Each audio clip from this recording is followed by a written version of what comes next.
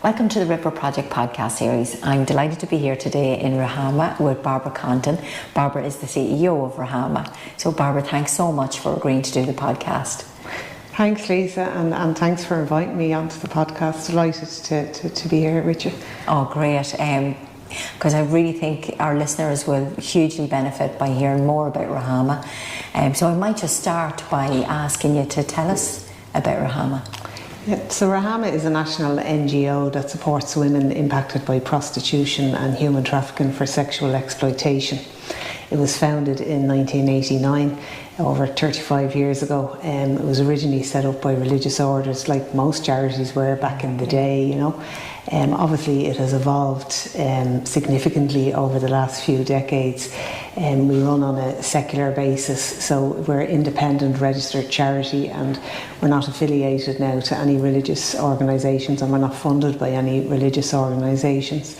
And I suppose I've just mentioned that, like, we're running over 25 or 35 years. And the landscape has changed radically in that time for women in the sex trade. But what hasn't changed is the harms and the profound consequences of being involved in the sex trade. And, you know, I will talk about that, you know, more later in this podcast.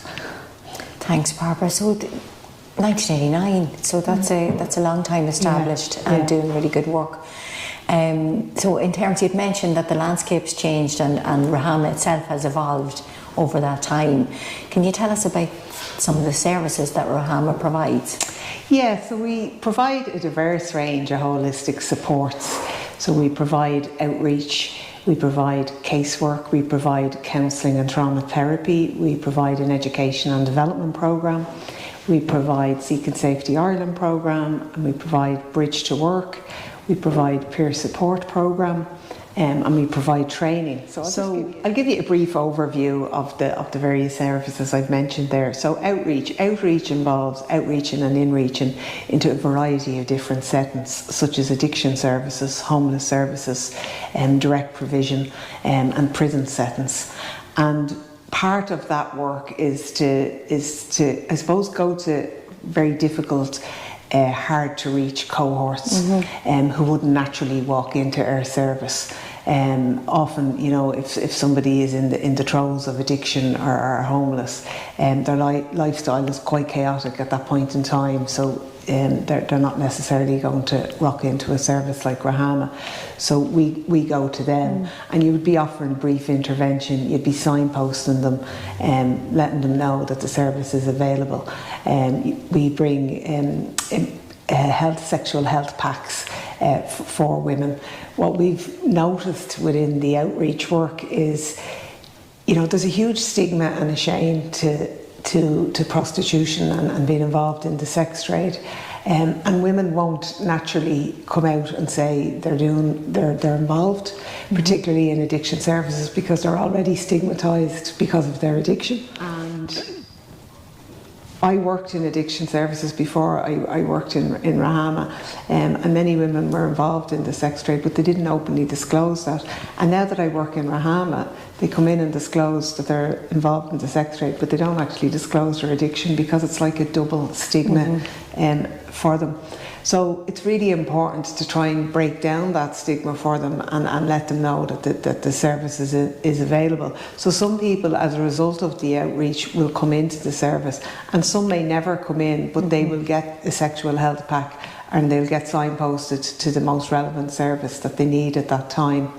And part of the outreach, we would do some street outreach as well for women. So the vast majority of the sex trade operates online, but there's still a small cohort who are involved in street prostitution, so we would outreach in the street.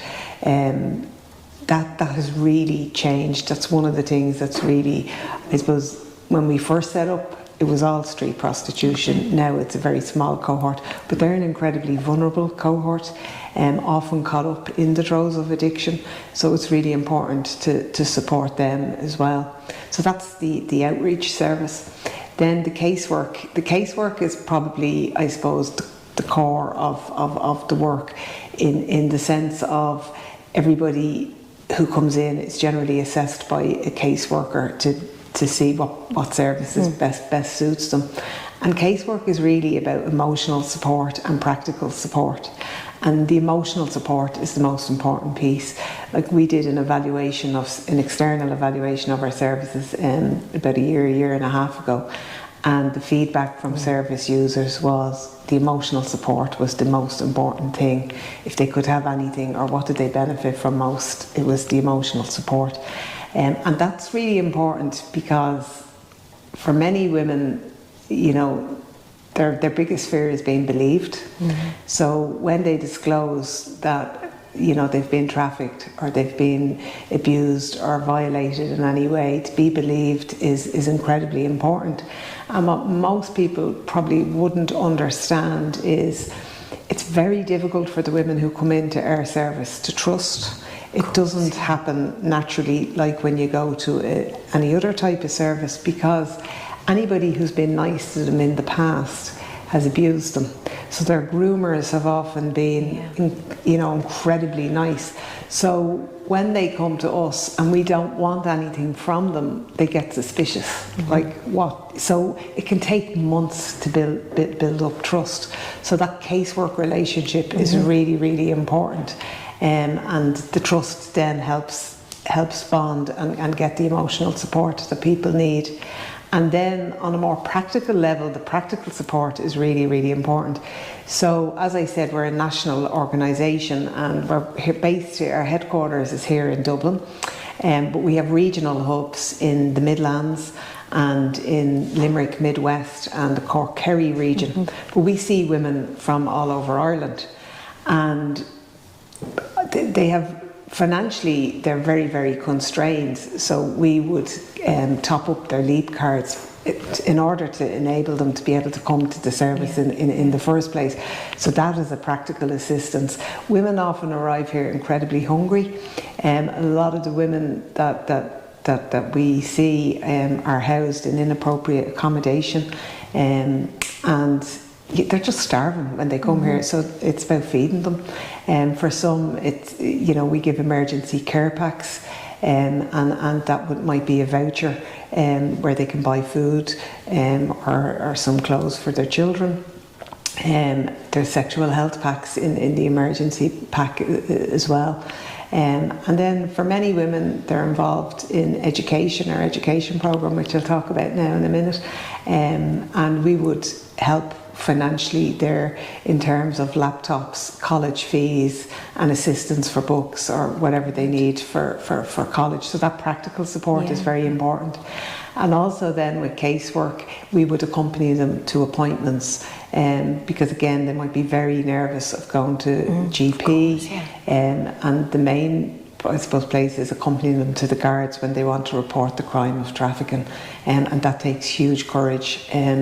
And it can be very difficult for them to do that, so it's important to have the support of a caseworker to do that. And then we have counselling and trauma therapy, again another really important service. Everybody who comes is traumatised, but it's very complex trauma, it's profound trauma, because I suppose the women have endured, you know, they've endured verbal abuse, they've endured mental abuse, psychological, sexual abuse, sexual assault, rape. Some women we work with identify it as multiple rape, you know, it could be up to 10 times a day. So you can imagine the impact that has, not just on their body, but on their mind as well. They've also endured, you know, internal rupturing, exposure to STIs, suicidal ideation, and a lot would have post-traumatic stress disorder. So, it's massive what they've endured. And trauma therapy and counselling is a very important part of their healing, but it really takes time. Women have to be very kind of stabilised in their kind of life situation before they can delve into the trauma, because if you were to do that, like go into trauma therapies too soon, it just wouldn't be safe. So it's really, really important. And because women are living in such precarious situations, they're not in a position to be able to avail of the trauma therapy at that point in time. So we have lots of groups and programs where it helps people to stabilise and even to just self-regulate their own feelings before they go into trauma therapy and counselling.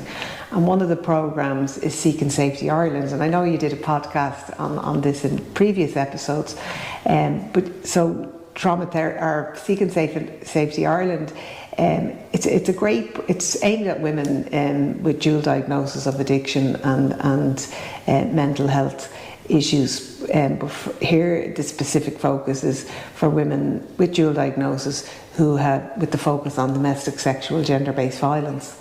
And in other organisations, that's the focus as well. But I suppose we have run groups in Seeking Safety Ireland in Ruhama, but we run them in collaboration with other services such as Coolmine Therapeutic Community and Jane's Place from Merchants Quay, Ireland. And the groups there are very different to the groups in Ruhama, because again, the groups in Ruhama, it takes a long time for the women to open up, versus in other settings, because of the trust issue. But when they do open up and they embrace the programme, the feedback has been incredibly positive. And I think this is really important to highlight. Some of the therapists have said they've worked with women for months and there was nothing really coming. And when they did the Seeking Safety programme and then came to therapy, they opened up. So one impacted the other in a positive way. In a really positive way, because women felt safe enough to be able to go there and share and disclose some of their most, painful moments. And then we have the education and development programme, and that's like we run loads of courses, and we do one-to-one tuition as well. Some of it, like the one-to-one, could be learning English, it could be learning computers. I suppose the most overly subscribed tutoring is our guidance counselling.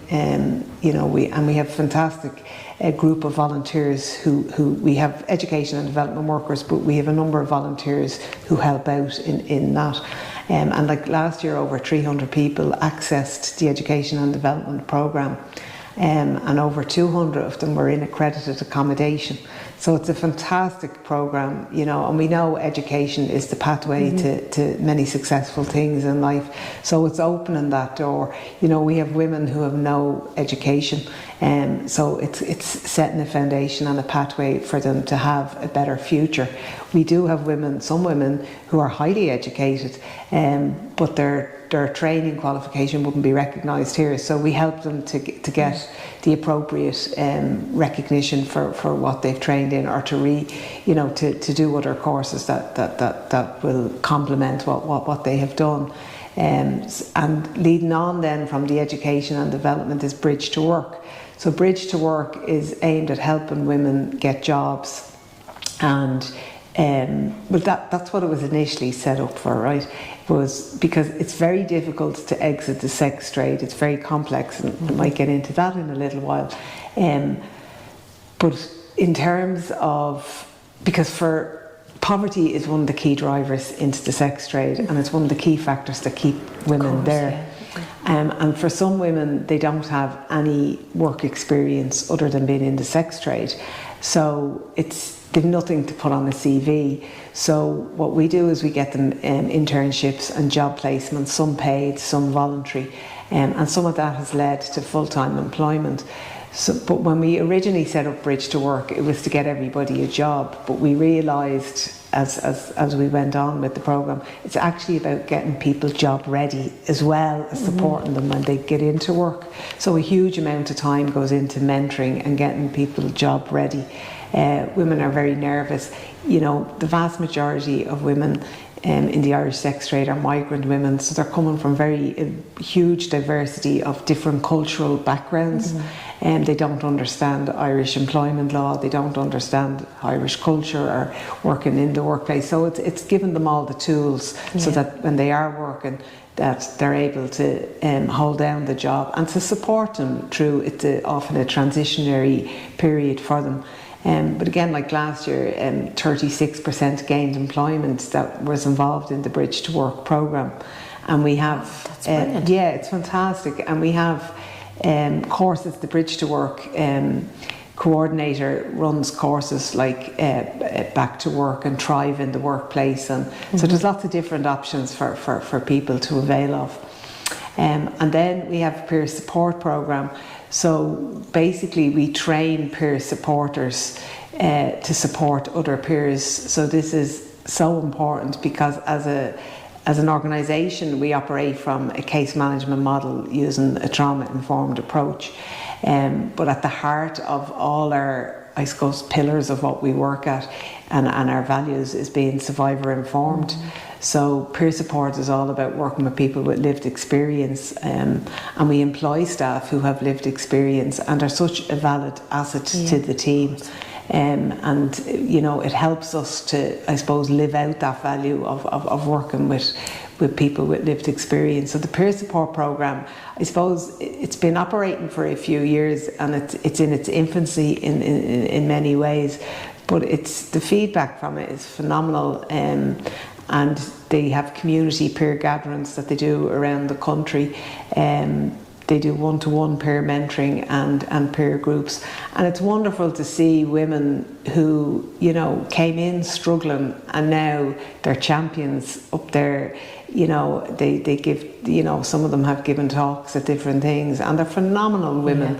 And women really, I suppose, connect with them because, you know, so much of what they've been through is so difficult, and you know, they really feel got by their peers who have been through a similar situation. So it's a very important programme, and you know, part of it as well is giving voice to people who don't have a voice. You know, so it's part of the whole Survivor Voice initiative that we're trying to develop as well, because we train people to use their voice where they can, when they're able to, because it's very important to, I suppose, you know, human trafficking and sexual exploitation is very invisible, it's very hidden. And when people hear the voice of survivors, it tends to resonate, and it's very impactful. But for many women, you know, they're so silenced, they have no voice. So it's important for organisations like Ruhama to speak up on behalf of the women, but it's equally, if not more important, to train survivors when they're ready and when they want to be able to speak up, to highlight, you know, the consequences and the harms of this subject. And the other area of work is training. So we train frontline professionals to learn about human trafficking and to learn about the realities of the sex trade. So part of the training is around the signs and what to look out for, and where to signpost, but it's also how to respond in a trauma-informed way as well, which is really important. So last year we trained over 1,500 people. Wow, 1,500. It was over a 30, I think it was like a 37% increase on the previous year. And we would strongly advocate all frontline services across the board need to be trained in this. Absolutely, Barbara. I mean, that makes perfect sense. If people don't necessarily understand a survivor's journey, they don't, maybe they're not sensitised to what that looks like, they're going to miss opportunities. And you know, even when people have suspicions or they're concerned about somebody, they may not know what to do next if they haven't had the opportunity to do the training. So over 1,500 people just last year are now mobilised within the community to support women who have been experiencing this. So, wow. I mean, there's so much going on there, Barbara. You know, I'd say you're probably so used to it because that's what you do all day, every day. But here, listening to the incremental way in which you support people, connecting with them emotionally in order to be able to support them practically, in order for them to take what sounds like a number of different pathways through your organisation to build a future for themselves, not least having it survivor driven and survivor informed. You know, it's really wonderful work. Yeah, well, it's really important, I suppose, in the sense of we deal with women wherever they're at, and I should add, we do deal with men as well. Anybody is welcome to the service, but the sex trade is highly gendered, so the vast majority who do come to the service, and this would be globally as well, it's not just an Irish thing, you know, that the vast majority of women in the sex trade are women.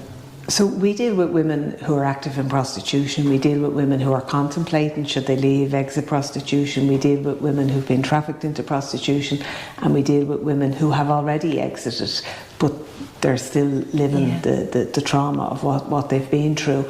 So wherever you are on the continuum, there's a place for you here in Ruhama, and there's some part, like some women will avail of all the services. For some women, they'll just avail of one part of the service, whether it's casework or whether it's counselling and trauma therapy. But I suppose it's important that the whole continuum of care is there for everybody. The work is difficult. It's difficult on staff, because the stories that we hear are profoundly inhumane, and the best way to describe it is human trafficking is the worst example of what one human being can do to another human being. And it really, really is difficult. But the work is really, really important, because people think human trafficking doesn't happen in Ireland, and it certainly doesn't happen outside Dublin or, the big cities. Human trafficking is happening in every town, city and village across Ireland. And another part of our work is our policy and advocacy work, where we raise awareness about the prevalence and the harms of the commercial sex trade, and also to influence policy and legislative change, so that there's better protection in place for the women, and that people get the support when they need it. So it's really, really important to advocate, and we do that not just in Irish, we do it on an international level as well, because this is a global problem. After drugs, human trafficking is the second biggest form of organised crime globally. There's the profits from trafficking, like it's 237 billion globally, and there's huge profits can be made when you sell a human being over and over and over again. It's not like drugs, it's used once and that's the end of it. This is over and over and over again. So that's the lure for traffickers. It's a low risk, high profit trade, and I suppose it's really important to get the message out there that this is happening, and we really want a zero tolerance to domestic sexual gender-based violence. And in the third national strategy, it recognises prostitution and human trafficking as a form of gender-based violence, as forms of gender-based violence. So it's really important that people understand, I suppose, what's actually going on. Yeah. And I know it's difficult for listeners to hear some of what I'm saying, but we only have to talk and listen about it. There's real women, real people actually enduring some of the most degrading and violating acts that are stomach churning, and that's why I say it's difficult for the staff working here, but it pales into insignificance relative to the women who are being abused. The sex trade it's exploitative, it's inherently violent, and it's very, very demeaning to women. Even what you mentioned there about selling a human being over and over again, and you'd mentioned there as well, Barbara, around towns, villages in Ireland, all across. Can you talk a little bit about the demand as a cause? Yeah, so the sex trade wouldn't exist without the demand. Like that's the reality. So demand is a huge thing that fuels the sex trade. So the demand is from men who want to purchase women for sex, and the traffickers are delighted with this because they're going to profit from it at the end of the day.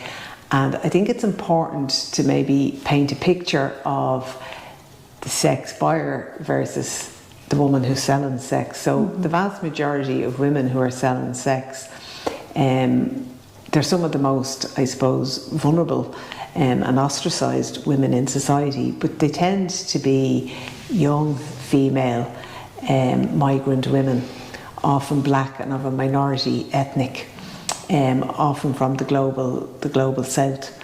And in contrast, you have the average profile of the sex buyer, which is white, male, middle class, middle-aged, and often in relationships.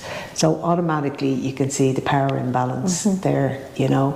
So it tends to be money, men who have a real sense of entitlement, and they'll buy and get whatever they want off desperate women who really need money.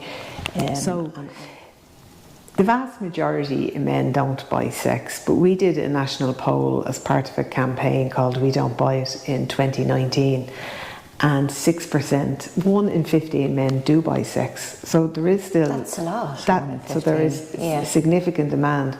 And pimps and traffickers know that, so they're going to exploit that situation.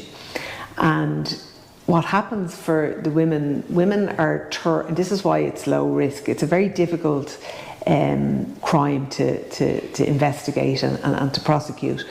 But basically women are toured around the country. So what I mean by that is there's pop-up brothels, and they'll spend a couple of weeks in one city or town and then they're moved on, and that's to avoid the detection from the Gardaí. But it's also to ensure that there's fresh faces for men, because they want different women. And how this all operates, it operates online. Women are advertised on websites. And if you go onto the websites, you will see,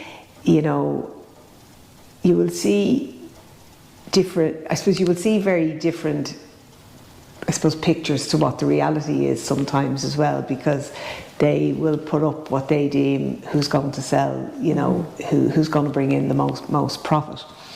But often, like women who are trafficked, they've no control over what's going online, so they don't know what images of them are there sometimes, and they certainly have no control over the negotiation of what they're going to do. So for some women, they will set boundaries of, they will do X, Y, and Z, and then a punter comes in and he has arranged to have anal sex, say, and the woman refuses. And he goes mad because that's not the service that he thought he was getting. And that's sometimes where violence erupts, because he gets frustrated or annoyed because she's not doing what he thought she said, but he was actually talking to somebody else who was gatekeeping in a sense, He was probably promising everything. Other things. Yeah. But on those websites, you can leave a review. Well, before you even leave a review, you can check out a menu of all the sexual favours, and I mean, there's everything on it, and even reading that can be quite a stomach churning experience. And then the men can leave reviews, and again, it's really difficult to read them reviews, and it is misogyny at its best. But sometimes they'll say how wonderful and how great someone was, and they'll get 5 stars, and they're rated for appearance, they're rated for their body, they're rated for their performance, they're rated for all kinds of things. But also they can get very poor reviews. And sometimes, a man will say, well, she wasn't really very happy, or, it was like she didn't want to be there. And of course she doesn't want to be there, because she's been forced or coerced there. And that, that doesn't seem to, there was one time, I remember reading it, and it was close to coming out of COVID, but it was around COVID time, and this guy was talking about how his mental health was impacted by COVID, and this was his release. You know, no regard for the woman's mental health. You know, it's because it's the sense of entitlement is absolutely unreal. You know, but what people don't understand as well is if somebody gets a really bad review or a couple of bad reviews, that can really impact. There's probably consequences for them. So there's huge consequences for them, you know. And violence is used to control and make them bend to their every will, you know. And that's the reality of it, you know. So it's really, really damaging in so many ways. Oh, Barbara, you had mentioned as well there earlier that you would come back to it around exiting the commercial sex trade and the challenges that are there. Yeah, it's really, really, really, really difficult. I remember being profoundly struck by one of the survivors, and she said to me that she sold sex to be able to buy drugs, but then she had to buy drugs to be able to sell sex, and she said it was impossible to escape and almost impossible to survive. And I think that encapsulates how difficult, you know, impossible to escape because you're on a spiral, one was feeding the other, and almost impossible to survive. And thankfully she did survive, and she's, you know, an amazing person. But like, she went through hell and back in order to be able to survive and to eventually exit the sex trade. It's incredibly difficult, it's so complex, but you know, at the heart of it is generally poverty, addiction, adverse childhood events, and that's what drives people in. And it's so whether people are forced or coerced in through poverty or they're trafficked in, they find it incredibly difficult to leave because their situation hasn't changed. It's actually only got a million times worse because they're so traumatised from the violence and the demeaning acts that they've had to endure. So it's incredibly difficult. And that's where I suppose the likes of Bridge to Work programmes and education and development come in, because it's given people, I suppose, hope and an opportunity to do something different. But unless you can, you know, eradicate, you know, some of that poverty, it's impossible, you know, to escape. So people are trapped for very, very long periods of time. And when they do exit, you know, obviously they're faced with the real world of all the challenges that brings. And they can be on, I suppose, you know, a good pathway, and then something can happen in their life that forces them back in. Like, it wouldn't be uncommon at Christmas time for women, because they want to have Santi for their children, and if their circumstances change and financially they're really constrained, that might lure them back in. And also, you know, one of the, I suppose, main things, you know, and this is how traffickers prey on women and target them in the first place, is their vulnerability. They're often incredibly vulnerable. So if they're going through a particularly vulnerable period in their life, they will be targeted, you know, time and time again. So it's not linear. It's very, very, very complex. And it's to ensure that there's as much support as possible to not only help someone exit, but to help them maintain once they have exited, so that they don't end up back in the sex trade. Oh, absolutely. And I think, Barbara, what I'm very struck by there is the echoes of other circumstances in the domestic sexual and gender-based violence experience, where unfortunately people do expect a linear journey and a just leave, just go, just exit, just... Yeah. Whereas, you know, what we know from working with victim survivors in different contexts is that, you know, the least of the power is with them often. Yeah. And consequences are always looming large. Yeah. So, and I think the common denominator with sexual and domestic and sexual gender-based violence is fear. You know, the fear of leaving, because they're so beaten down, and also with victims of trafficking, you know, they often hear like they were lured in under false pretenses. They often don't have documentation, or their documentation was taken from them. So the fear of who's going to actually believe them, you know, because it's hard to prove their own identity. Often women have come here, they've been all over the country, they don't know what counties they were in. But also they come from countries, some come from countries where the police are very, very corrupt. And so the last place they would go to is the Garda station for help, because they feel, you know, that they would be in more trouble. There's a fear of being deported. There's many fears, but the biggest fear often is to their family back home, because traffickers, when they groom them, they get to know their family, and many of the women have children, and they get to know, you know, everything about them, and they then threaten the women, and that they'll kill their family back home, and that's real threats. And if you're millions of miles away from home, you know, so again, it's used to control the women, you know. I recall one time when, you know, a woman was rescued out of a brothel who had just been trafficked in, and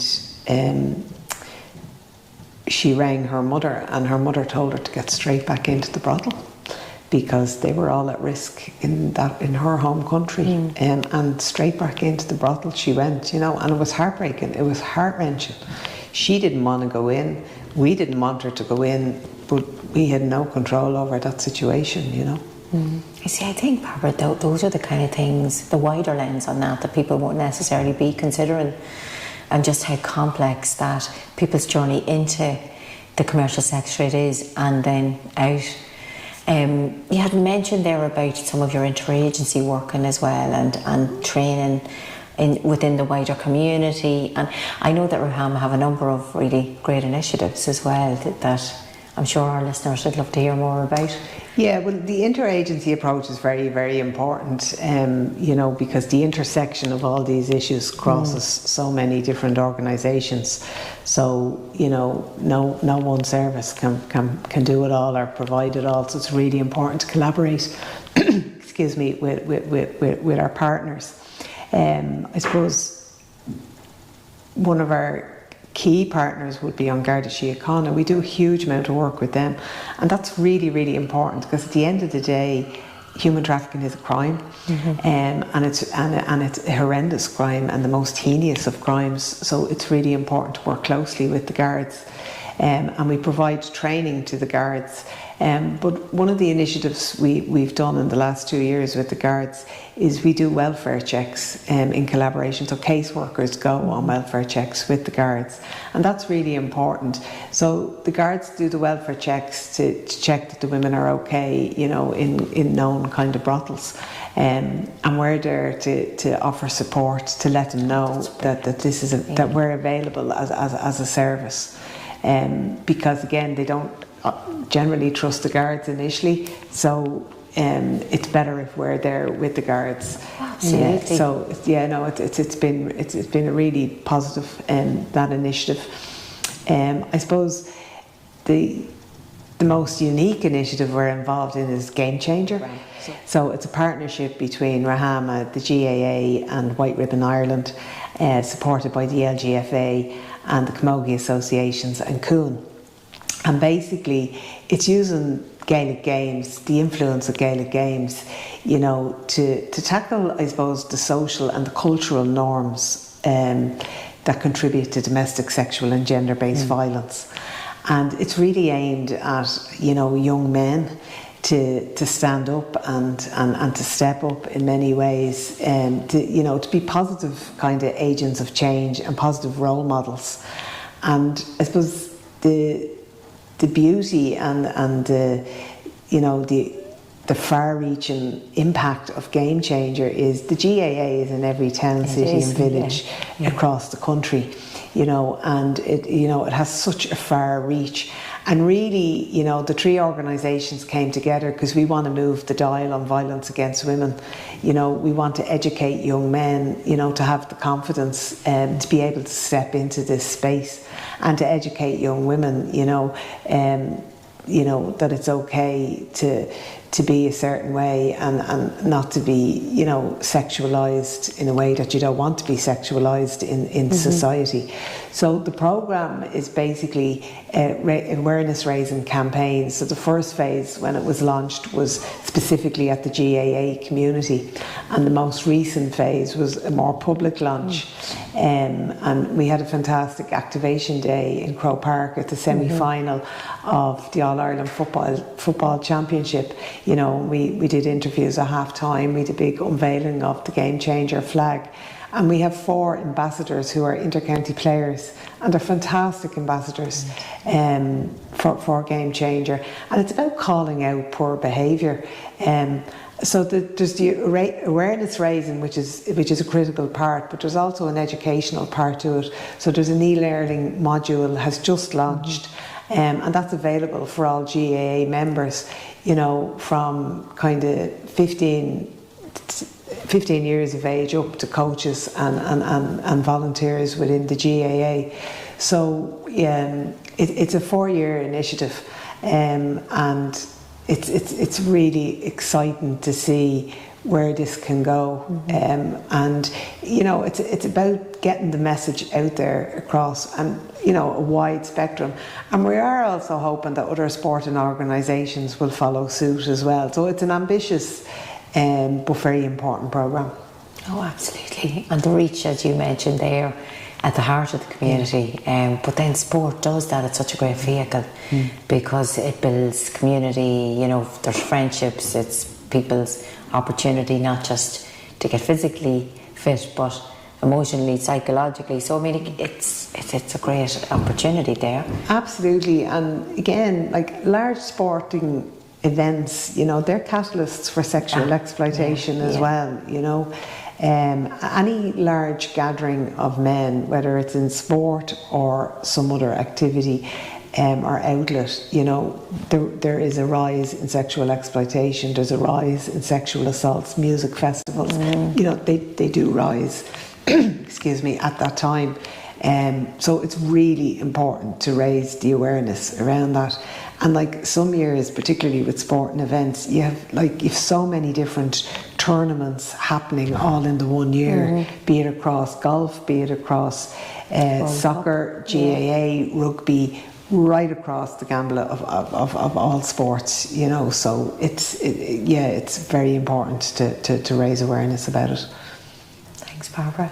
So Barbara, hearing about the initiatives Ruhama has in operation, the wonderful work, and how the organisation has evolved over the years, can I ask you about the challenges? Or what are the challenges in this work? Yeah, so there's many challenges in the work, but I suppose one of the main challenges is the housing situation, right? And we know Ireland is in a housing crisis, but before we even got into housing crisis, you know, there were serious challenges around housing for women involved in the sex trade. And the vast majority of women are housed in direct provision, and we know that's not suitable for anybody, but least of all for traumatised victims of trafficking. And so we've been advocating for, I suppose, many years for gender-specific specialist accommodation, because we know all the research on gender-based violence, you know, indicates a stable base is the prerequisite for recovery, you know, and for a solid kind of foundation. And women, unless they have that stable base, they can't move on, they can't recover, you know, it's very, very difficult. So Rose's Place, which is, it's a pilot project pilot project that was set up with DePaul, Ireland, and a number of key stakeholders, and we would be one of them, you know, providing the wraparound support, the guards, the HSE, Women's Health Service, and IPAS are all involved in Rose's Place. And Rose's Place is an 8-bed, female-only unit for victims of trafficking, which is fantastic. But the problem is, you know, I suppose one of the challenges with it is it only houses 8 women, and it's only for short term. So women do really well when they're there, but then where do they go to after there? You know, so that's some of, you know, the challenges for that particular initiative. So we did research that we launched there late summer on accommodation, and it was a comparative analysis across Europe, and Ireland came up short because we're not providing the proper accommodation for victims of trafficking.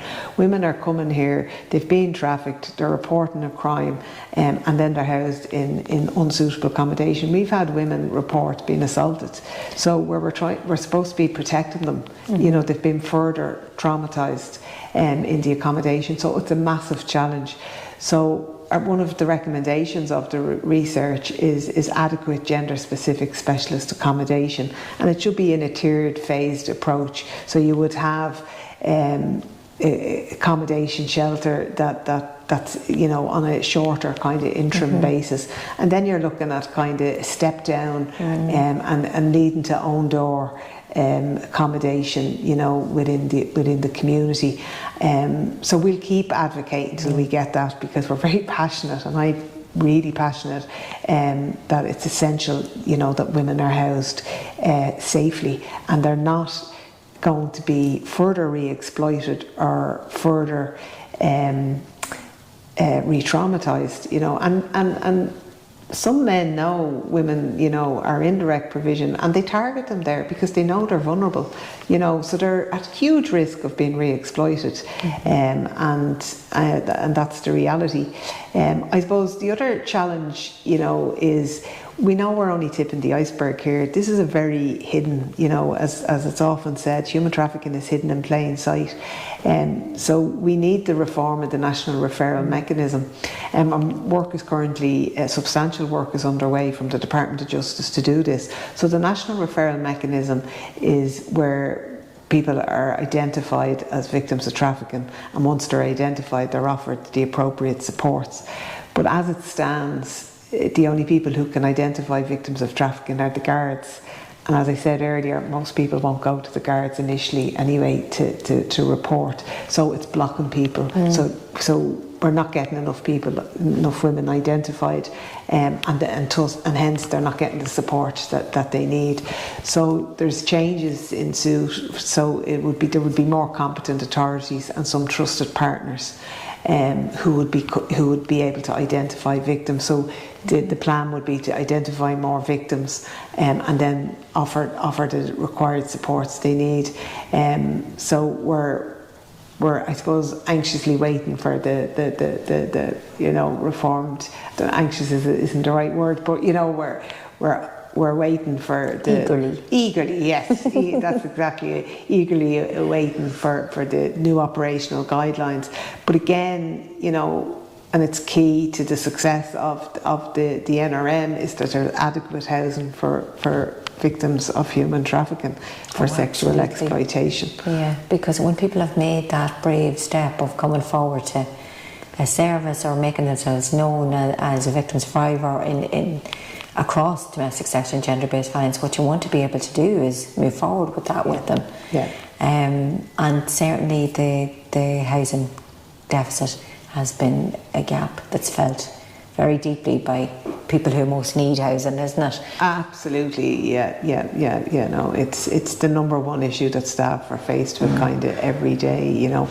And even, you know, I suppose, you know, one of the areas where Ireland would come, you know, internationally come under criticism is there's not enough prosecutions and convictions for human trafficking. It's a very difficult area to investigate, because you're relying on very vulnerable witnesses to come forward, and that's compounded by if they're not in stable accommodation, because we know the criminal justice system is is as traumatizing as often the events women have been through before they end up in the system.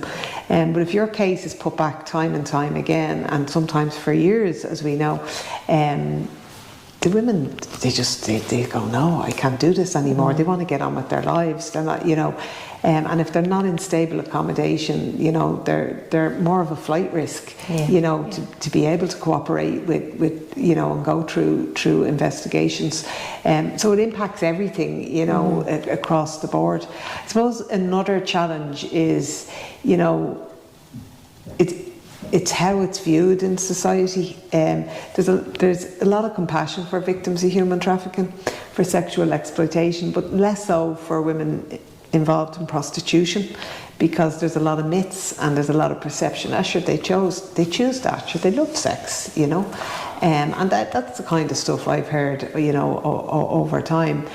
Choice is all relative to circumstance, and I always remember, during COVID, and when there was in the very first part of COVID, when nobody was out and we didn't know what we were facing, and one woman was out selling sex, and a journalist asked her, was she not afraid of COVID? And she said she was more afraid of dying of hunger than she was of dying of COVID. And again, that's the reality of what we're living with. But when we talk about, choice, when there's an exchange of money, and women have said this to me time and time again, it's the man's choice to violate you any which way he wants. When we talk about consent, how consensual, when there's an exchange of money, it's an automatic power imbalance. And the woman who's just being bought, she becomes just a commodity. And I think there's a lot of myth, or misunderstanding around the complexities. You would hear, well, I wouldn't have bought a woman if I didn't know, and she trafficked. The statistics don't bear that out. There was a survey done in Italy, and 96% still wanted to buy sex. They didn't care where she came from.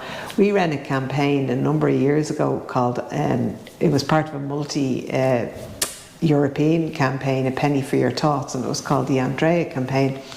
And it was a silhouette of a woman on billboards around the city, and if you rang, Andrea answered, and she had a European, very sexy voice, and she told you, about lots of fun things you could do. And then the story turned quite dark quite quickly, and she said she was trafficked, and how could you help her? Had you any advice for her? 68% of callers who left messages still wanted to purchase Andrea, despite having heard her story. So that's another myth, that exists. Men who purchase sex are very entitled. A lot of them are in relationships because they want to do things that they know their partner wouldn't tolerate, and they'll do whatever they want. They don't care where the women have come from, and if you think about like a woman in a posh apartment block in D4, or up in the Belfast Titanic Quartz, in really state-of-the-art apartments, and she's barely 18 years of age, and we're in a housing crisis. How did she get there? It didn't happen by chance. It's very unlikely, but nobody asks those questions. They go in and they do whatever they want to do to those women, and they go again. So that's why it's really important for people to understand the harms and the consequences that go with this. And the vast majority of women, have been coerced as a minor into the sex trade. So while women, will say, yes, I'm choosing to be here now, they didn't choose it when they were a minor, at that time, But I think, at the end of the day, no woman or girl or no man or boy should be bought or sold for sex. Oh, absolutely. I think that's the strongest message in that. But like Barbara, I'm going to say, isn't it so important for people to really engage with these issues instead of just on the surface? Really get to know what the research is saying, what the experience is, with the experts of this from their own journeys, and really truly listen to them, because you know, there's so many opportunities that are being missed in probably identifying people, but then also in supporting them. Yeah. But thinking about identifying people, what should people look out for? One of the biggest kind of things is, you know, where you're living is, if you notice a lot of coming and going of people, you know, so constantly different women or constantly different men rocking up, you know, that's a real kind of telltale, a real sign. It can be a real sign. Women who don't know where they are, or women who have no financial control, and there's always someone in their presence and talking for them. Or, you know, a lot of women wouldn't have very good English initially when they come here, and they do actually, they learn English, and some women actually learn Irish as well, which I think is fantastic. But, you know, so their language is very poor, their English language is very poor, and yet they have a very rehearsed story.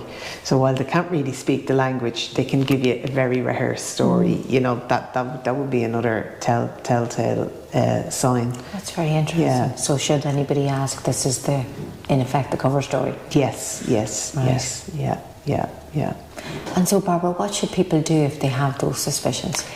If you have any suspicions, it's really important to call the guards, because you're not going to do any harm by calling the guards, but you actually may save somebody's life, you know. So I would urge anyone to call the guards where they're suspicious of. You know, we've had people call us and say, you know, I've noticed like there's constantly men coming and going from the apartment block I'm living in, you know, and this is going on for a long time. You know, what should I do? You know, and you say, well, have you called the guards? And they go, oh no, I never thought of that. So it's really important to call the guards. So Barbara, and sorry, just to say on that, you know, sometimes we talk about the nosy neighbour, and sometimes they are in cases of crime, they're fantastic to have a nosy neighbour, because one of the cases where trafficking, it was down the country, and where human trafficking was detected was because a neighbour got suspicious of something that they saw, that, like, to most people you wouldn't think too much of it, but they did, and that phone call led to a prosecution, which was, you know, a fantastic outcome. Oh, it really is. I mean, that's very encouraging for people, because I think, you know, we struggle a lot with the privacy of, oh, that's somebody's business, I'm not going to, whereas, you know, to turn that round in that, to be leaning into a situation could actually be a lifesaver. Absolutely, and I suppose we've all gone too far the other way, because we don't want to get involved in anybody's business, you know, for lots of reasons. But I would always say, if something doesn't feel right, it probably isn't, and that's when you make the call. Yeah, absolutely. And what harm are you doing if you are? Even if it doesn't turn out to be something, you've done no harm. We recently had an international conference, and one of the teams was male role in tackling gender-based violence, and it was fantastic to have some well-known males, you know, speak up about the issue and encouraging other males to get involved, to be the change agent. So I think that's really important as a solution to how we're going to tackle domestic sexual gender-based violence. The main thing I would like to say is, you know, this is a very important area of work, and while it can be difficult and challenging, for me, you know, I want to give a message of hope to anybody who's listening who may be a victim of human trafficking, or who may be caught in the sex trade and want some help or some advice. You know, it's really important for them to make contact with us. But for me, and I'll give the contact details in a minute, you know, the reason I get out of bed and what motivates me is because I've met the most resilient, most motivational and most humble women I've ever had the privilege to work with. And despite all their adversity, you know, their indomitable spirit is amazing, you know, and it's contagious. And many women have exited the sex trade and have gone on to do amazing, wonderful things. And they are just spectacular women. And I thank them for trusting, the staff in Ruhama and having us on their journey. But I would also like to reach out to anyone who is experiencing this and who is fearful to come forward, to reiterate they will be believed and they will be supported, and they can contact us on our free phone number, which is 1800 02 0202, or free text REACH to 50100. And they can contact us on our website www.ruhama.ie, or they can contact us on LinkedIn, on Facebook, on Twitter and on Instagram. Thank you, Lisa. Oh, thank you, Barbara. So all that's left for me to do is to thank our listeners for joining us today, and encourage them to tune into the next podcast. Thank you.